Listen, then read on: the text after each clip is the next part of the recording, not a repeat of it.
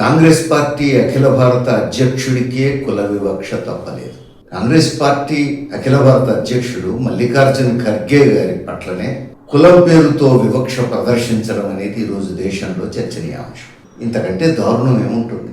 ఆయన అణగారిన తరగతుల నుంచి వచ్చాడు కాబట్టి ఆయన పట్ల వివక్ష ప్రదర్శించడం అంటే, దేశాన్ని అత్యధిక కాలం పరిపాలించినటువంటి కాంగ్రెస్ పార్టీ అధ్యక్షుడికే వివక్ష తప్పకపోతే ఇంకా ఈ దేశంలో కుల వివక్ష అంతమయ్యేది ఎప్పుడు? అయితే ఈ వివక్ష పాటించేదెవరు? ఇప్పుడు పరిపాలిస్తున్న పాలకులతో అత్యంత సన్నిహిత సంబంధం ఉన్నవాళ్ళు, ఈ పాలకులను సమర్థించేవాళ్ళు. చూసాం మనం ఆగస్టు 8వ తేదీన రామ్లీలా మైదాన్లో ఉత్తరాఖండ్లో ఒక సభలో మాట్లాడారు మల్లికార్జున ఖర్గే. ఆ తర్వాత 10వ తేదీన జరిగింది ఏమిటి? శ్రీరామ్ సేన ధర్మార్థ సేవా సమితి అనే పేరుతో మోడీ ప్రభుత్వానికి మద్దతుగా నిలిచే అనేక సంస్థల్లో ఇదొకటి. మోడీ పరివారంలో భాగం.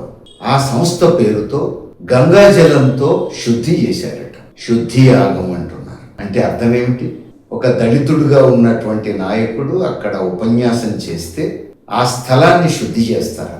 ఇది కుల వివక్ష కాకపోతే ఏమవుతుంది? ఎంత దారుణం ఇది! అయినా మల్లికార్జున ఖర్గే గారే పదే పదే చెప్పుకోవాల్సి వస్తోంది కానీ ఇప్పటి వరకు ప్రధానమంత్రి నుంచి స్పందన లేదు, హోంమంత్రి నుంచి స్పందన లేదు, బీజేపీ నాయకత్వం నుంచి జవాబు లేదు. అంటే ఇంత దారుణం జరిగినా, సాక్షాత్తు కాంగ్రెస్ పార్టీ అధ్యక్షుడికే ఇంత అవమానం జరిగినా, ఆయనే బహిరంగంగా చెప్పుకున్నా ప్రధానమంత్రి స్పందించరు, హోంమంత్రి స్పందించరు, అధికార పార్టీ బీజేపీ నాయకత్వం స్పందించరు. ఏమనుకోవాలి? వీళ్ళంతా ఆర్ఎస్ఎస్ నుంచి వచ్చారు కాబట్టి, ఆర్ఎస్ఎస్ ముద్దుబిడ్డ బీజేపీ కాబట్టి, ఆ బీజేపీకి వీళ్ళు నాయకులుగా ఉన్నారు కాబట్టి, ఆర్ఎస్ఎస్ కుల వ్యవస్థను సమర్థిస్తుంది కాబట్టి కుల వివక్షను కూడా సమర్థిస్తున్నారని తప్ప ఇంతకన్నా వేరే అర్థం ఏముంటుంది?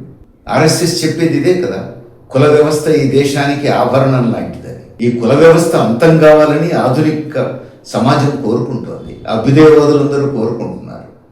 సాధారణ ప్రజల జీవితానికి ఇది ఆటంకంగా ఉంది, అవమానకరంగా ఉంది, అభివృద్ధికి ఆటంకంగా ఉంది కుల వ్యవస్థ.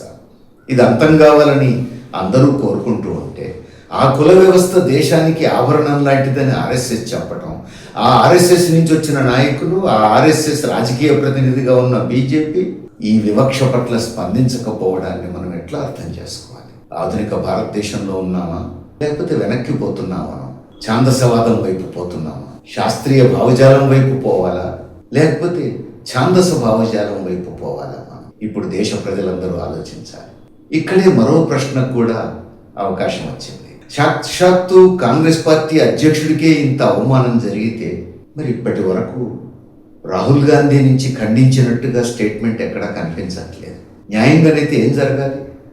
దేశమంతా కాంగ్రెస్ పార్టీ తీవ్రమైనటువంటి నిరసనలు ప్రదర్శించాలి. బీజేపీ ప్రభుత్వం మీద, మోడీ ప్రభుత్వం మీద పెద్ద ఎత్తున ఒత్తిడి తేవాలి. ఈ వివక్షకు వ్యతిరేకంగా ప్రజల్ని సమీకరించాలి.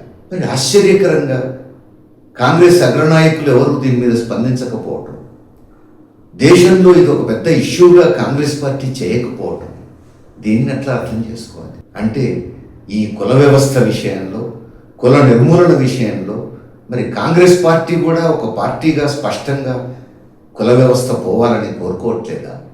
కుల వివక్షకు వ్యతిరేకంగా కాంగ్రెస్ నాయకత్వంలో మిగతా వాళ్ళు ఎవరు మాట్లాడరా?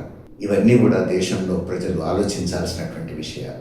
మనందరికీ తెలుసు, దేశంలో కుల వివక్షకు వ్యతిరేకంగా బహిరంగంగా పోరాడుతున్న రాజకీయ సంస్థ ఏదైనా ఉంటే అది ఎర్రజెండా తప్ప మరొకళ్ళు లేరు ఇప్పటి వరకు. ఇప్పుడు ఈ ఘటన చూసిన తర్వాత మరింత ఆందోళన కలుగుతోంది.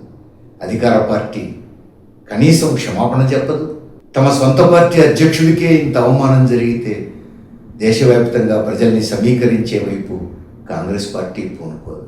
ఎటు పోతున్నాం మనం? దేశ ప్రజలందరూ ఆలోచించాలి.